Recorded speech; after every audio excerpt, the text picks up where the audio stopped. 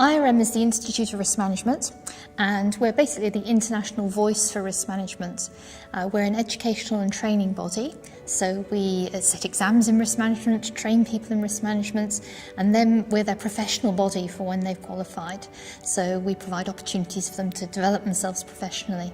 We've got about 6,000 members all around the world in over 130 countries. The biggest group is here in the UK because that's where it all began, but we've been gradually spreading around the world ever since we were founded 30 years ago.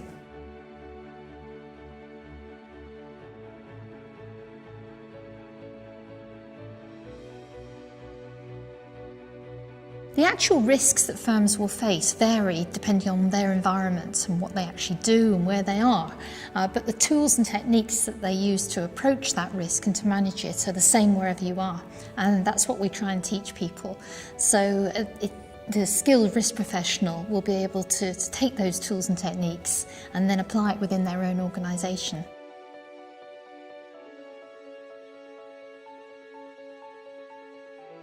The first thing is to actually understand your sector and your business, and then to look at what's going on, see what's gone wrong for other people. That's very important. Look at what's gone wrong in your own organisation and the near misses, which are also an important aspect. When you get on to actually trying to quantify that, it's easier in some sectors than others. For example, in the financial services sector, you'll be looking at big econometric type models that are going to actually model the financial risk, whereas if you're looking in perhaps say the oil and gas sector or the mining sector, you'll be looking very much more at the physical risks. Within the legal sector, I think there's operational risks, which is simply the risks of running an organisation that's got people in it. So people are going to do things that you don't quite expect, and that can range from the cyber side, where it's the actions of people that expose organisations to either hacking or some other form of compromise of their digital security, through to issues of HR, all those sorts of things. It's the operational risks that often bring an organisation down. Also within the legal sector, because of the structure of the firms, are catching up with corporates in terms of the governance and what needs to be done.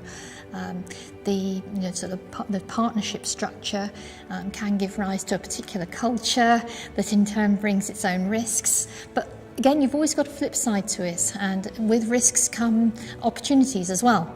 So you don't want to throw the baby out with the bathwater, and you want to manage and keep the best of both.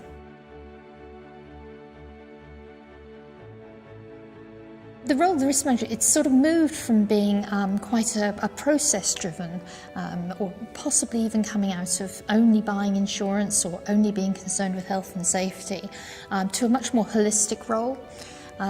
People now tend to take the idea of, yes, of course you have to have a risk register. So the process of getting that embedded within a company we've moved past that. Now we're very much concerned with the risk at board level. So the role of the risk manager becomes not just the person who can get people to fill in forms and keep processes swinging along, but they become the person who becomes a sort of a trusted advisor at board level to help the board talk about the strategic risks that they're facing, and to provide the assurance within the organisation that everybody is being a risk manager and that risks are being managed properly through that organisation.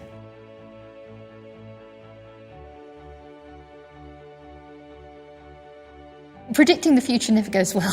You can't do it with a blank sheet of paper. So you have to start with what's gone wrong in the past, what's gone wrong for other people, and a bit of creativity, because there's always going to be that thing that you've never seen before, the black swan that we've heard about, and the thing that you don't see coming. But by the very fact that you can't see these things coming, that underlines the need for, as well as being able to identify risks coming to you, to being a resilient organisation that can cope and respond when things actually do go wrong.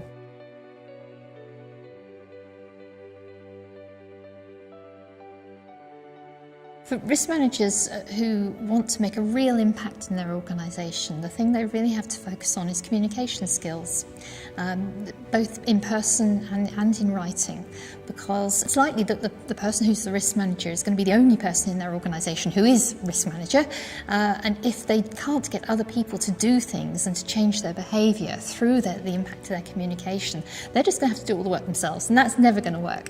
So we very much encourage people to take any opportunity they can to practice their communication skills, to get really good at getting ideas across. Risk can be fun, you know, it covers quite a lot of, it's a license to go and sort of poke your nose into all aspects of the business, find out what's going on, ask questions, and to do a bit of creative thinking about what might be in the future.